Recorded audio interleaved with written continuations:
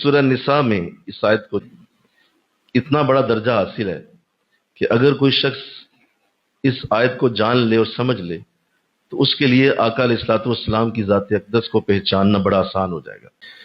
دیکھیے، ہم سب انسان ہیں اور ہم سب سے گناہ ہوتے ہیں، آنکھوں سے، ہاتھوں سے، زبان سے، دل کے خیالات سے گناہ انسان کرتا ہے۔ اب ان گناہوں کو معاف کرنے کا بھی اللہ نے طریقہ دیا، اسے توبہ کہا گیا۔ اگر تیرے دل میں یہ خیال آ گیا ہے کہ میں اللہ سے معافی مانگوں، جاؤ کا میرے رسول کے پاس چلا جا۔ کہا اس لیے کہ دین تو میرا ہی توڑا ہے، لیکن سارا اختیار میں نے نبی کو دیا ہوا ہے۔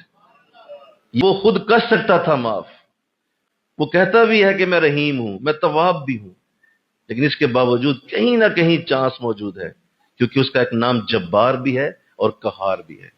اگر وہ کہتے ہیں الرحمن الرحیم تو ساتھ وہ کہتا ہے مالک یوم الدین، وہ ان اللہ علی کل شیء قدیر بھی ہے۔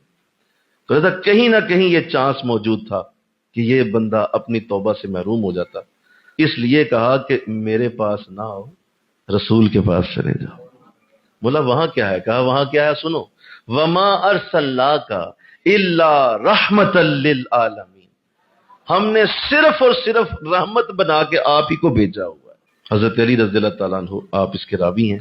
حضور صلی اللہ علیہ وسلم کے وصال کے 3 دن بعد ایک عرابی جو ہے وہ حضور کی قبر پہ حاضر ہوا۔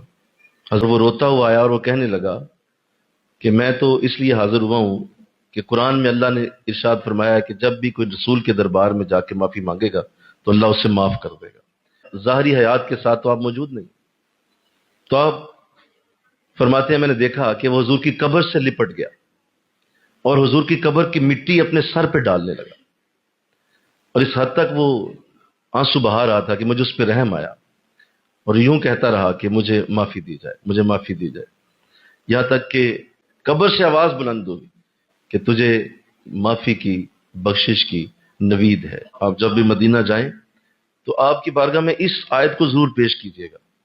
تو جب اللہ کے رسول نے اس وقت غفر لک کا کہا تھا تو بتائیے آج کتنا حضور معاف کر رہے ہوں گے، کیونکہ اس دربار سے نہ تو ہے ہی نہیں نا۔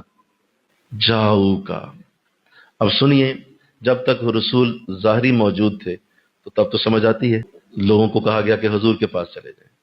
آج حضور ظاہری طور پہ تو موجود نہیں ہے، اس کے باوجود آیت قرآن میں موجود ہے، اس کا مطلب آج بھی معافی وہی ہے، آج بھی معافی اسی طرح ہے۔ خوش نصیب ہے جو مدینہ پہنچ جائے اور در رسول پہ حاضر ہو کے معافی طلب کرے اور اللہ اسے توفیق دے دے۔ لیکن بے شمار امتی ایسے بھی تو ہے نا کہ ساری زندگی مدینہ نہیں جا سکیں گے، تو کیا ان کے لیے یہ آیت نہیں ہے؟ جی ہے۔ آؤ مدینہ کی طرف رخ کرو، اپنا چہرہ حضور کے گنبد خضرا کی طرف کرو، اور صرف اتنا کہہ دو حضور فاصلے میرے لیے ہیں، آپ کے لیے کوئی فاصلہ نہیں ہے۔